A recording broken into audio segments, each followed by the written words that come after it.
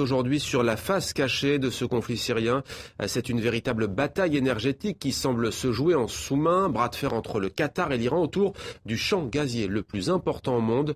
Avec nous pour en parler, David Rigoulet-Rose, merci d'être avec nous. Vous êtes chercheur à l'IFAS, l'Institut français d'analyse stratégique, c'est à Paris, mais aussi en Belgique à l'Institut Medea à Bruxelles. Alors, en quoi cette bataille de l'énergie est-elle une donnée importante finalement de cette guerre? Oui, alors une variable sans doute importante qui n'est pas forcément la principale variable qui permettrait de tout expliquer, mais c'est certainement un aspect non négligeable de la question.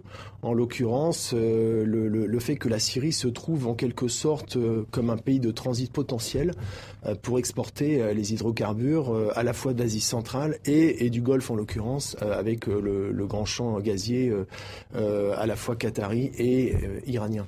Alors c'est un champ qui se trouve au cœur du Golfe Persique, 9700 km², corrigez-moi si je me trompe, qui court de part et d'autre de la limite entre les deux pays, entre le Qatar et l'Iran. Ça représente 51 000 milliards de mètres cubes de gaz. Alors c'est effectivement un champ absolument colossal qui a fait en grande partie la fortune d'ailleurs du Qatar.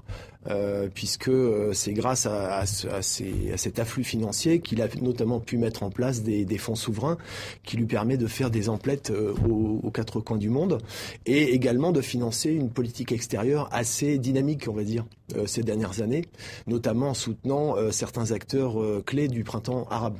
Mais d'un point de vue géopolitique, ça veut dire quoi? Ça veut dire finalement que le Qatar ne veut plus de Bachar al-Assad. Il n'y a pas si longtemps, il n'était pas forcément l'ennemi de Doha. Qu'est-ce qui a fait finalement qu'il y a eu un basculement? Il y avait des contradictions au niveau effectivement des enjeux énergétiques, puisque le Qatar avait l'idée d'utiliser la Syrie pour faire sortir le gaz pour éviter d'avoir à passer par le détroit d'Ormuz, notamment par les méthaniers qui transitent par le détroit d'Ormuz. Le détroit que menace régulièrement de fermeture l'Iran. Même si c'est une voie internationale. Et donc l'idée c'était une sécurité de trouver une voie terrestre qui, à ce moment-là, on aurait appelé ça le pipeline sunnite, qui aurait pu passer par l'Arabie Saoudite, puis la Syrie, dès lors que la Syrie aurait accepté son transit, avant de déboucher sur la Turquie.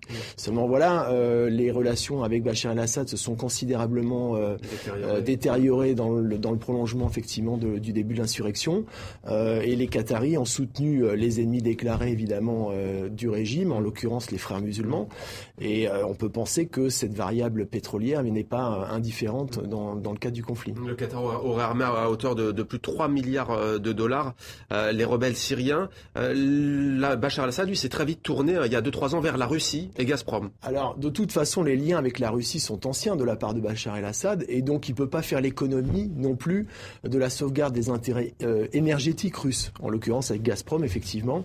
Et donc, de toute façon, les liens se sont rapprochés, raffermis, avec la constitution, dès le début de l'insurrection, d'ailleurs à l'été 2011, de ce qu'on appelle un pipeline chiite qui partirait donc de l'Iran, allié déclaré et affirmé de Bachar el-Assad, qui transiterait par justement l'Irak post-Saddam, donc devenu également un allié de Téhéran, et qui déboucherait sur la Syrie, notamment sur la Méditerranée. Dernière question, on vient de parler des Européens d'un point de vue diplomatique. Est-ce que l'Europe est partie prenante? Est-ce qu'elle a beaucoup à perdre dans ce dossier? On sait que les Européens dépendent beaucoup du gaz russe. On l'a vu avec la crise ukrainienne et le robinet coupé par Moscou.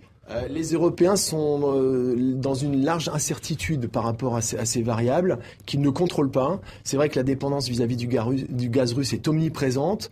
Ça aurait pu susciter une alternative relative, mais de toute façon, la dépendance restera très importante vis-à-vis du gaz russe. Merci beaucoup pour cet éclairage, David Rigoulet-Rose. Je rappelle que vous êtes chercheur à l'IFAS, l'Institut français d'analyse stratégique à Paris et aussi à Bruxelles, à l'Institut Medea. Merci à vous pour cet éclairage.